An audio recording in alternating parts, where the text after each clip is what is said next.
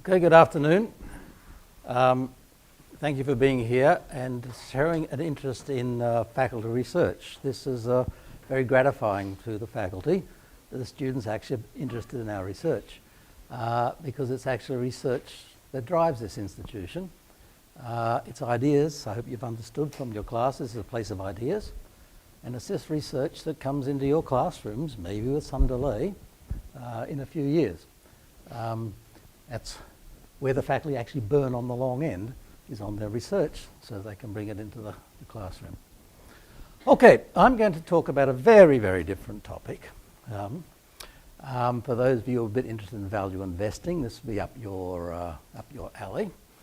I'm going to talk about the accounting for the value trap.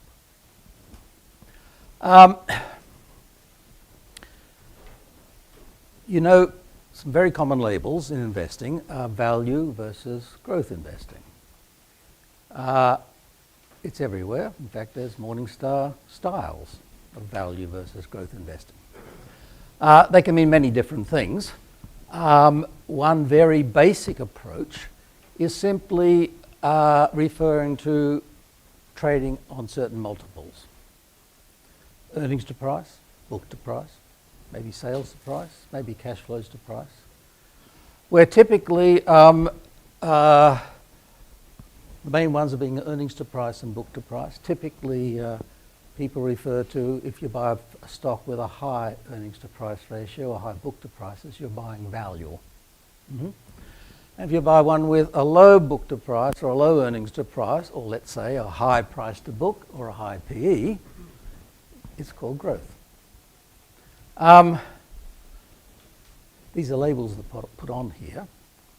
They're quite mysterious labels. What's behind them, okay? And that's really the purpose of the discussion here. What's behind them? What are you buying when you're buying stocks under this type of discipline? Now, it's well known that if you buy high multiples, high earnings to price and high book to price, or low multiples, inverting it, that you tend to, on average, earn higher returns. Okay? That's called the value growth spread.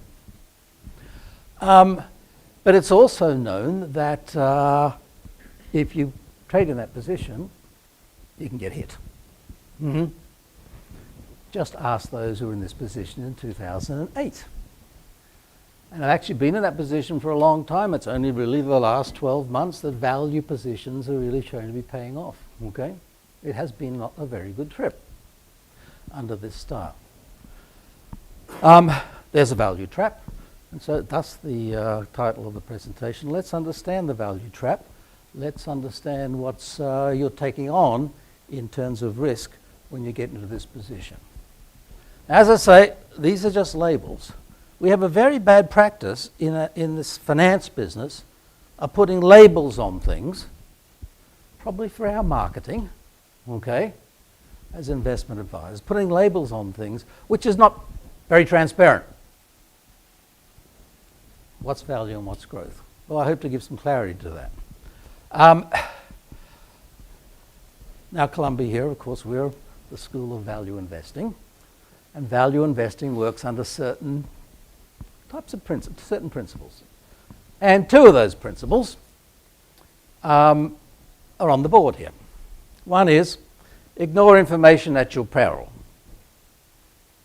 If you're just using two pieces of information, earnings and book value, for example, it's only two pieces of information. No. Perhaps they're important pieces of information because earnings is the bottom line number in the income statement and book value of equity is the bottom line number of the balance sheet. But using only two pieces of information, you're in danger of trading with someone who's used more information. Someone who's done their homework, okay?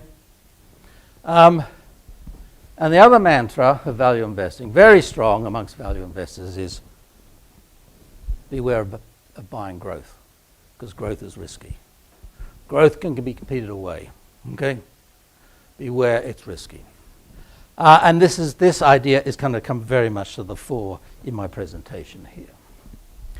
Just to fill you in on the historical returns, what I've done here is I've formed from from years from 1963 to 2012, each year I rank firms on the basis of their earnings to price ratio, or their PE ratio, and form them into 5 portfolios. These ones here have negative earnings, okay, and all the positives are in these portfolios here, in portfolios 2 to 5. You can see that, yes, ranking on earnings to price, returns are higher for high earnings to price than the low earnings to price, although there's a little bit of a higher return on these negative ones here. It seems to historically work on average, but there's a trap. Now, excuse me. Now take those same portfolios, the earnings to price portfolios, across the top here. That's the same portfolio with the same annual returns, okay? And within each of those, rank on book to price. This is book to price going down the columns here. And so you can see that for a given earnings to price, the higher the book to price, you get higher returns, okay?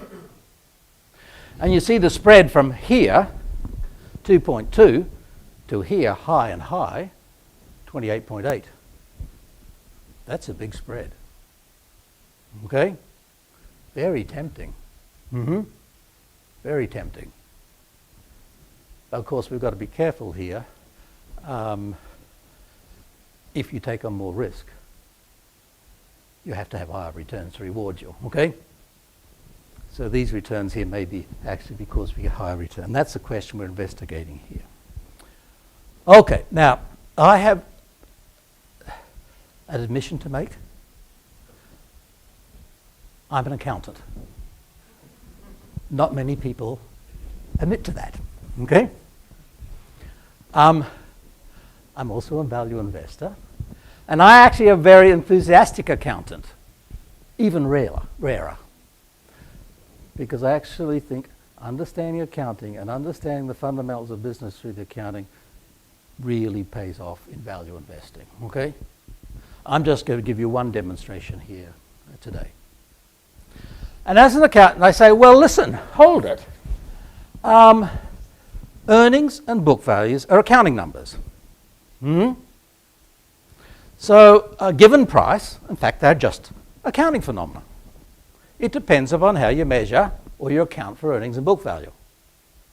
Is there anything about the accounting for earnings and book value that tells me what I'm getting into, and particularly the risk I'm taking on in taking these positions? Let's think about earnings to price. Let's first think about a bond.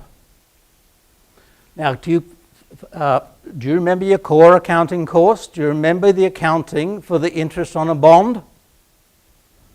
Not a big show of hands. It's called the effective interest method. That is, we measure the earnings on a bond, irrespective of the coupon. It's exactly the same if you have a coupon or you have a zero coupon bond. We call it the effective interest method. Effective interest method, and it says set the earnings such that the expected earnings are equal to the bond yield. Okay? We know the bond yield is related to the risk. So the earnings to price on a bond is actually related to the risk. In fact, the earnings to price equals the bond yield, and the bond yield is lower on a AAA bond than on a BBB bond. Okay? That's how the accountants capture risk. And so you might think, well, if I go back to here, well, I might expect earnings to price to pick up some of that risk. Okay? Because it's a yield. However, we're looking at stocks here, and stocks, unlike bonds, can give you growth. Bonds can't have growth. You just get the maturity value. But stocks have growth. And so we understand that the EP ratio, or the PE ratio, also embeds growth. And we typically think when your firm has a high PE ratio, that's a stock that's going to have a lot of growth, okay? Earnings are low now, they're going to be higher in the future. It has a high PE ratio. So a PE ratio indicates growth. The book to price. How does book to price relate to risk? Well, let's think about the accounting. Let's suppose you invest in a money market fund which simply holds US government securities, okay? They are supposedly risk-free. Though we are getting a bit worried about that. What's the book to price? It's always 1, right? Because the book value, called the net asset, the net asset value, is equal to the price of the bond. It's mark-to-market accounting. You buy a risky equity hedge fund. What's the book to price? Well, actually, it's also 1, because it's mark-to-market accounting. You just add up the market value of the stocks in the fund. That's the NAV, okay? It's also 1. So book to price cannot indicate the risk here, okay? However, typically, for a non-investment fund, we use a different sort of accounting, sometimes referred to as historical cost accounting, where actually the book value is not equal to the price. We just record the assets, and indeed some of the assets, just at historical cost, and we don't add to the book value until later. Okay? So here's the one we're looking at, because this is particularly, this sort of accounting is the accounting we're going to be interested in when we're looking for the pricing of manufacturing, retail firms, financial firms, and so on. Okay, now let's look at the theory of what determines an EP ratio. I'm going to use a very simple model here. It's a model that actually only works strictly if you've got full payout. That is, the dividends are equal to the earnings. But I can give you a more complicated model for all payouts just to complicate things, and I want to do something simple so you see it, okay? Price equals earnings, forward earnings, capitalized at required return minus growth. This is a legitimate pricing model. And so earnings to price is actually the required return, which of course is based on the risk you're taking on, minus the growth. Now, we sometimes say, if growth is higher, you expect a lower EP ratio or a higher PE ratio, okay? Growth gives you a higher PE ratio. But that, of course, is holding the R constant. You can imagine that if you have increased growth and growth is risky, you may not get the growth, you'll have a higher R. Keep that in mind when people talk about a PE ratio. It doesn't reflect growth, okay, necessarily. It reflects growth and the risk of the growth. And that's going to be it. So for a given earnings to price or a PE ratio, am I buying a firm with a high R and a high G, or a low R and a low G? What risk am I taking on, okay? That's the question you've got to ask when you're buying a given PE ratio. Here's Apple, beginning of the year, January 1. PE of 11.5, EP the reciprocal 8.7, R minus G. What am I buying here?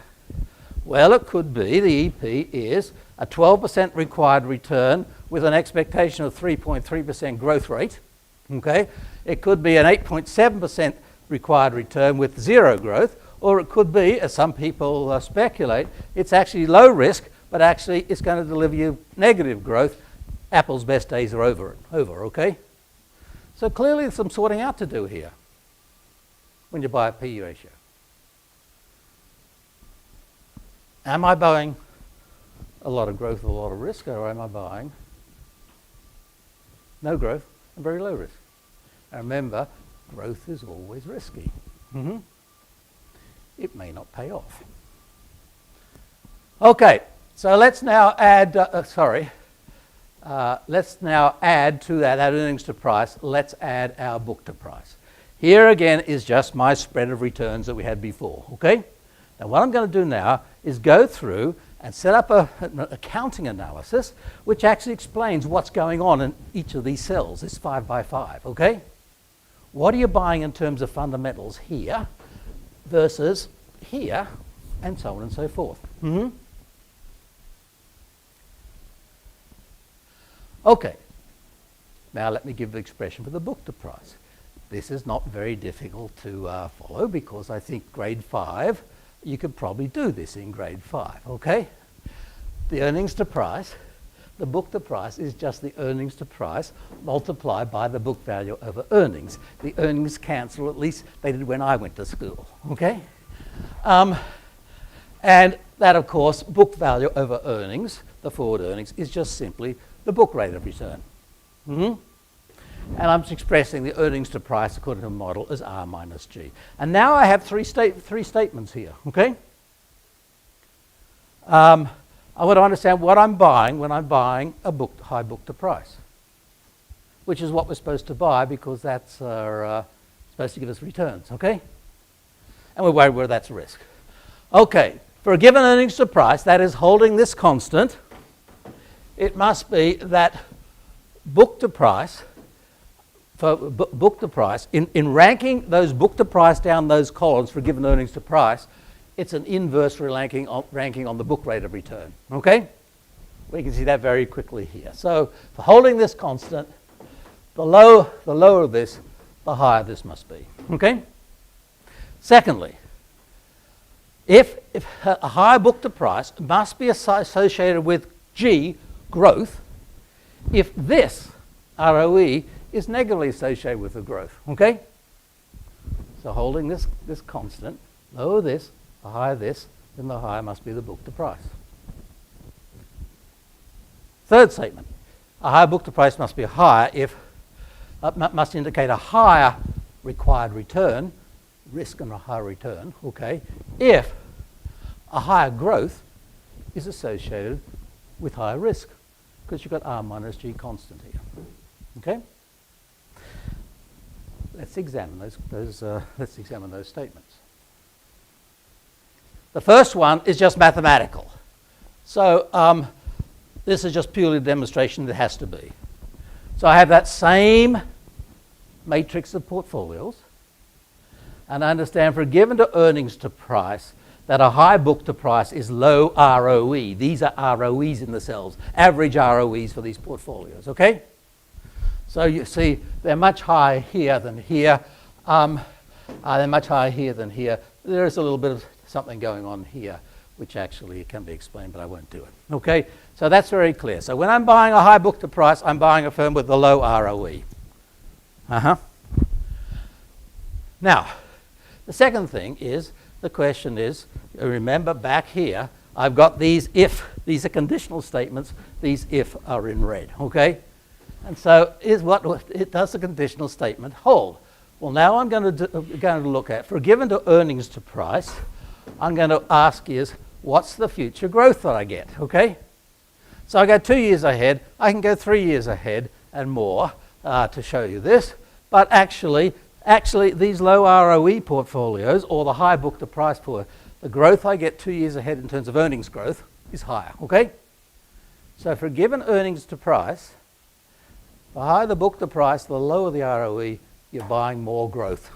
You're buying more growth.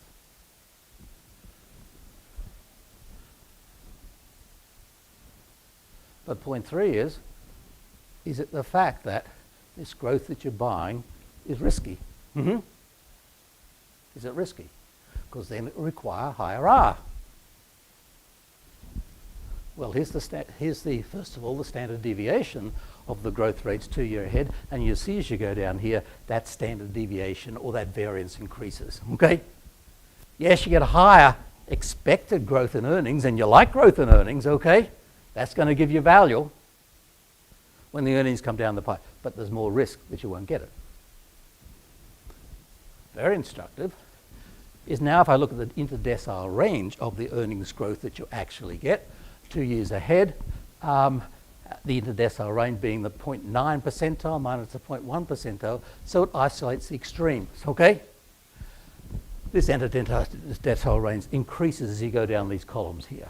That is, down here, you're more likely to end up in the right-hand extreme, the right-hand tail, or the left-hand tail.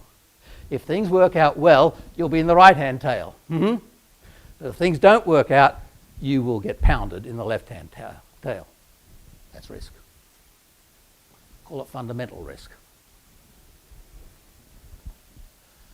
I can give you, we tend to think about risk as being systematic risk, okay? What happens to your earnings as you get shocked to market-wide earnings? Here's I report what we refer to as fundamental betas. You know betas in terms of returns. Here's the fundamental betas. How sensitive is the returns, the earnings on a portfolio to shocks to earnings market-wide? If I get a recession and earnings generally go down, which portfolios get hit more, okay? And you see that these betas, again, increasing down here. These are much more subject to shocks. And I can show you that actually this is up market betas and down market betas. Here, up markets, I do very well down here, okay? Putting me in that right-hand tail. But in down markets, I do a lot worse. There's the risk, okay?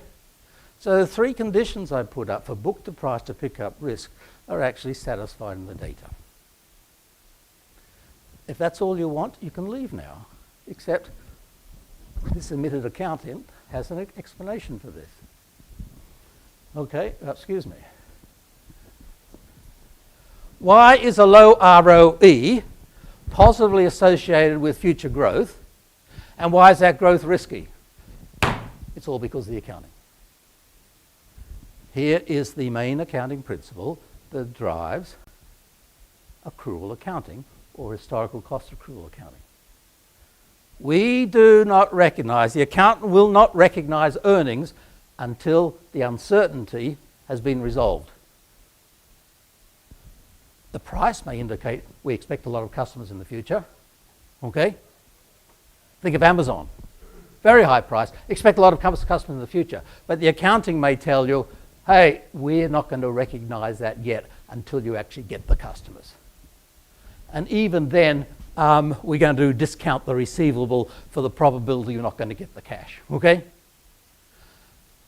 In finance terms, for your finance students, we don't recognize earnings until we have a zero beta asset, an asset which is pretty much risk-free.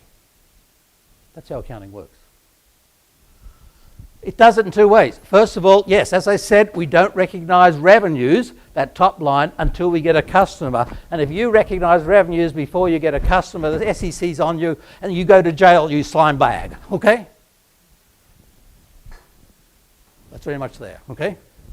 The second thing is, and this is very important, understand the accounting works. When you make risky investments as a firm, we're not going to allow you to put that on the balance sheet. You've got inventory, you can put it on the balance sheet. You've got a product. If you've got a factory to make the product, you can put it on the balance sheet, but we're going to impair it if there's any doubt about that, okay? But if you're doing R&D to produce a product, and you don't have a product yet, you can't put it on the balance sheet. What do you do with it? You've got to expense it immediately in the income statement. If you do advertising to build a brand, promotion, startup costs, employee training costs, developing supply chains, distribution chains, the accounting is very conservative. You can't put these assets on the balance sheet because we don't want water on the balance sheet, okay? That's actually another mantra of value investors. Benjamin Graham would say, you accountant, don't put water on the balance sheet. Because he had the experience, the previous president, of actually the accountants writing up assets in the 1920s, and all that water on the balance sheet evaporated on that day in October. And actually, if you go to the typical SG&A, selling general administrative expenses in the income statement, over 50% of the expenses are investments that are expense. Now, what's that going to do? Well, both those things, deferring income to the future because you haven't got customers yet, and expensing, it's going to reduce your earnings and it's going to reduce the numerator of your ROE, right?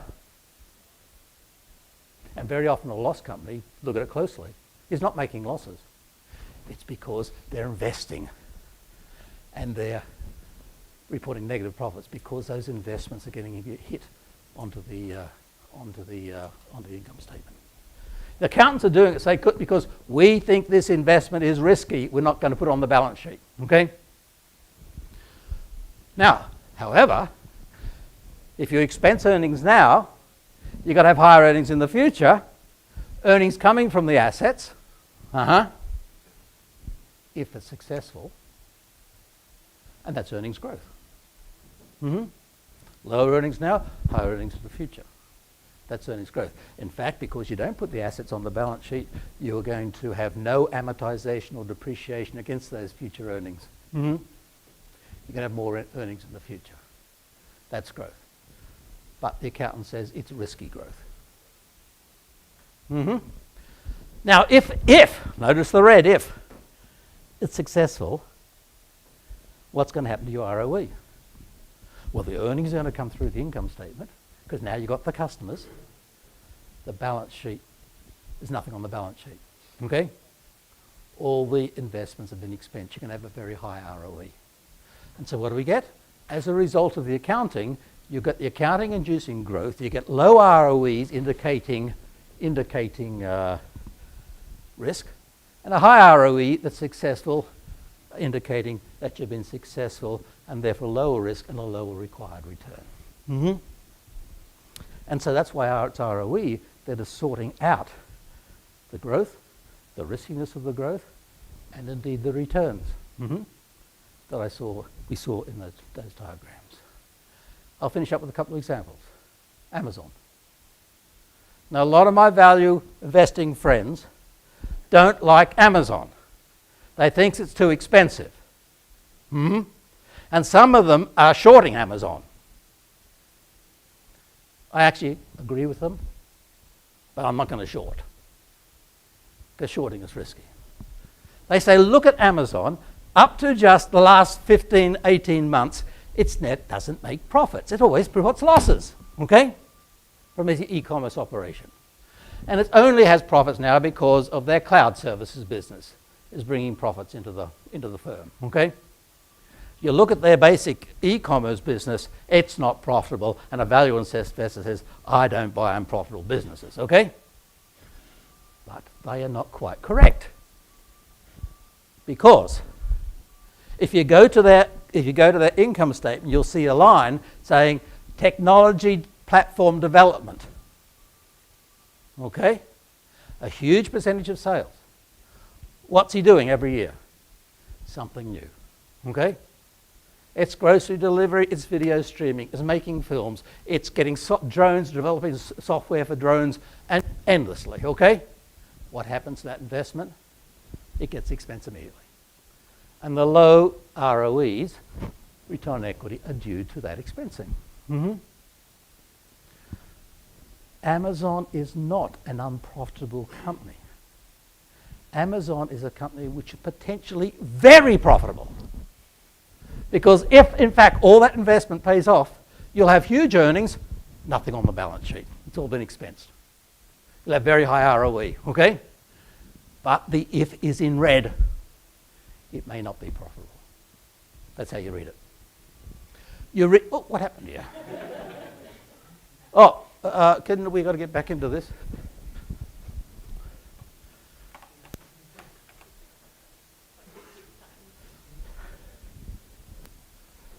I'm sorry about that, very clumsy. Your professors are supposed to learn how to handle these things. You know, these are the worst instrument in this school. They're very bad. This school doesn't give you good. Okay, Amazon.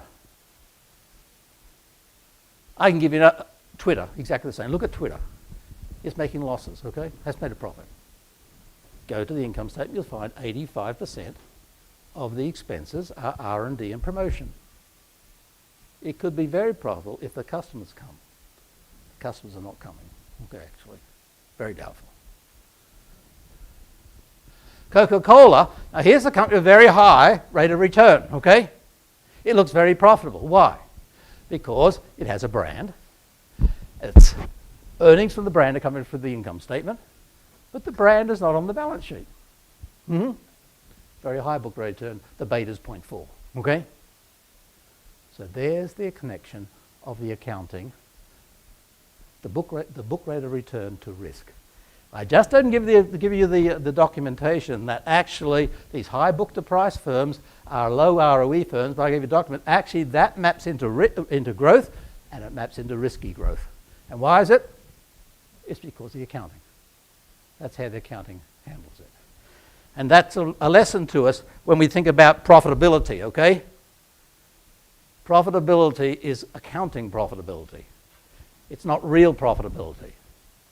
And the accountants expensing investment, you get a very different picture. Final slide. A curveball, or if you play cricket, a googly. My game.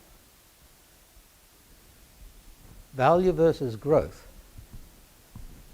It's said that a high book to price is value, a low book to price is growth. No, it's the other way around. When you look at it, particularly in conjunction with earnings to price, okay? These labels have actually been misapplied. They've been misapplied. For a given earnings to price, book to price is positively related to growth. It's related to the risk that you're not going to get the growth. There's some references for you if you want to dig deeper. But I just want to take you back to the returns here just to finish off. There's a big spread between here and here. Okay.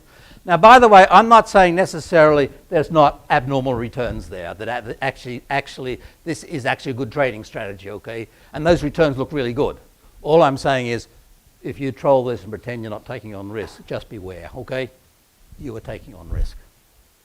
Now, look at the spread here as you come down here across here. That's a big spread. And the difference between 2.2 and 28.8, that is a big number. Okay. And you might ask, how could so much money be left on the table? Well, part of it's due to risk. And here's my reading for what's going on here. It started in 1963 through to 2012, 2013. It's for a particular country called the United States of America. That was a period where buying risky growth really paid off. Okay? In terms of national experiences, you ended up well in the right-hand tail. Okay? It was, after all, the American century. So these returns, you've got to be careful of seeing this, oh, this is a free lunch down here, okay? Just like lunch we had today. It's a free lunch. No! It's from a period when you're in an economy that really paid off, okay? You bet on growth. If it had gone the other way, it would have been very different, okay? That's how to interpret those returns. And in my mind, when someone advertises returns to you on their fund, they use the returns that they had a good period and they bet on growth, and the growth paid off. Now, if you bought Japanese stocks in the mid-19th century, if you bought German stocks, if you bought Chinese stocks, it would have looked very different, okay? We haven't had the revolutions and all the rest of it. Won most of the wars. Okay? It was the American century. You bet on growth and it paid off. So, thank you for your attention.